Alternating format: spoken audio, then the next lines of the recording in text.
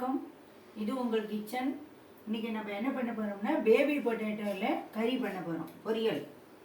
அதுக்கு ஒரு 2 ஸ்பூனு எண்ணெய் விட்டுக்கிட்டோம், கடலை எண்ணெய் விட்டுக்கிட்டோம், சன்ஃப்ளவர் ஆயில் விட்டுக்கிட்டோம். அதுக்கு என்னென்ன தேவைன்னா கடுகு, மஞ்சத்தூள், மிளகாத்தூள், உப்பு, சிம்பிள் இன்க்ரீடியன்ஸ் தான் தேவை, வேறு எதுவும் தேவையில்லை. கருவேப்பிலை தேவை, கருவேப்பிலை போட்டாலும் போடலாம் இல்லை. இந்த பேபி குழந்தையெல்லாம் சாப்பிட்றதுனா கருவேப்பிலை போட வேண்டிய அவசியம் கிடையாது. இப்போ நம்ம உப்பு போடணும், கடுகு போட போகிறோம். கடுகு போட்டு பொரியணும். இந்த பேபி பொட்டேட்டோவை நல்லா அலம்பிட்டு குக்கரில் 3 விசில் விட்டு வச்சுக்கணும். அதுக்கு முன்னாடி தண்ணி விட்டு உருளைக்கிழங்கு அலம்பி போட்டு அதில் உப்பு மஞ்சள் பொடியை போட்டு 3 விசில் போட்டு அதுக்கப்புறம் குக்கர் ஆஃப் ஆனதுக்கப்புறம் அதை எடுத்து வடிகட்டி இந்தமாரி தோலி உரித்து இதை வச்சுக்கணும். இப்போ நம்ம எண்ணெய் விட்டுருக்கோம், கடுகு போட்டுருக்கோம், கடுகு பொரியுது. இப்போ நம்ம இந்த பேபி பொட்டேட்டோவை போடுறோம்.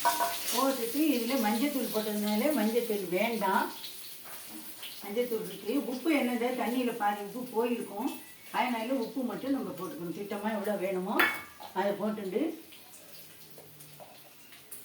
மிளகாத்தூள் போட்டுக்கணும், தனி மிளகாத்தூள் இது போட்டுக்கணும். இது காஷ்மீரி சில்லி. நம்ம வீட்டில் அரைக்கும்போது மிளகாத்தூளோட காஷ்மீரி சில்லியும் வாங்கி அரைச்சிட்டோம்னா இனிமேல் தனித்தனியாக போட வேண்டாம். குழந்தைகள் சாப்பிட்றதுனால அதுக்கு கருவேப்பிலையோ பெருங்காயமோ எதுவும் தேவையில்லை. இது நல்லா ஒரு பரட்டி இந்த பச்சை வாசனை போன உடனே இதை ஆஃப் பண்ணிடணும். இதுக்காக ஒரு பொட்டு அந்த பொடி போட்டுக்கோம் இல்லையா, அந்த பொடியுடைய வாசனை போட்டுக்காக ஒரு ட்ராப், ஒரு 2 ஸ்பூன் அளவுக்கு ஜாத்தை விட்டு இப்படி நல்லா பரட்டணும்.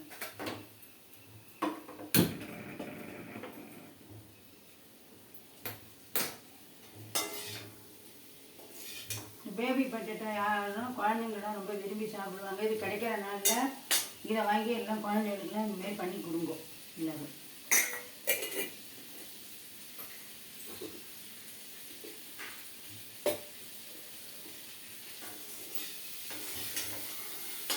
இந்தமாரி கொஞ்சோண்டு ஜாஸ்தி தொளிச்சு விட்டு இப்படி வதக்கிட்டாக்க இந்த பச்சை வாசனை, பொடியுடைய பச்சை வாசனை போயிடும். போட்ட உப்பும் டக்குன்னு நல்லா உள்ளே இறங்கும்.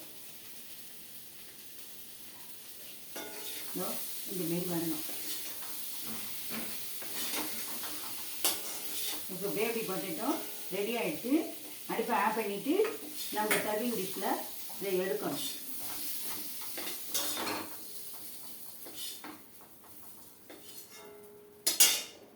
இந்தமாரி உங்கள் குழந்தைகளுக்கும் நீங்கள் பண்ணி கொடுங்க. கமெண்ட்ஸில் சொல்லுங்க எப்படி இருக்குன்னு. இந்தமாரி பண்ணி பாருங்க.